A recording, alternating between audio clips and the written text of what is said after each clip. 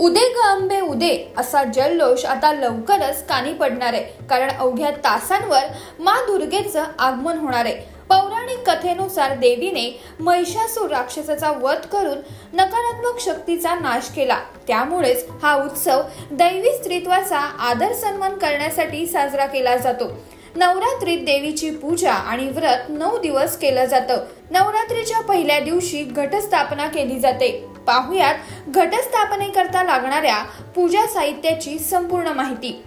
घटस्थापनेच्या पूजेत फार कमी साहित्य लागतं। प्रत्येक जण आपल्या पद्धतीनुसार हे साहित्य कमी जास्त करू शकतं। यासाठी सर्वात प्रथम म्हणजे ज्यामध्ये घट बसवणार आहात त्यासाठी परडी आणावी। काही जण मातीच्या भांड्यात घट बसवतात, त्यांनी मातीचं भांड किंवा कलश आणावा। देवीची मूर्ती किंवा फोटो, विड्याची पानं, लाल धागा, लाल वस्त्रे, 7 प्रकारची धान्य, तांदूळ, सुपारी, विडा, 5 फळे, नारळ, तांब्याचा कलश, चौरंग, नाणे, कापसाच्या वाती, फुले, हार, दिवा, अगरबत्ती, धूप आणि रांगोळी। आता साहित्य तर जाणून घेतलंय, विधी सुद्धा जाणून घेऊयात। नवरात्रीच्या पहिल्या दिवशी अनेक जण घरात देवीची मूर्ती किंवा फोटो ठेवून घटाची स्थापना करतात।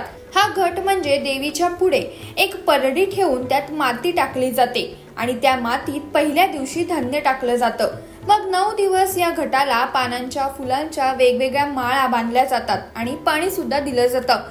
9 दिवसात हे धान्य उगवतं आणि घट पूर्ण होतो। या 9 दिवसात दुर्गा देवीच्या 9 रूपांची पूजा केली जाते। देवीला प्रसन्न करण्यासाठी विविध मंत्र आणि स्तोत्रांचं पठण सुद्धा केलं जातं। तुम्हाला ही संपूर्ण माहिती कशी वाटली हे नक्की सांगा।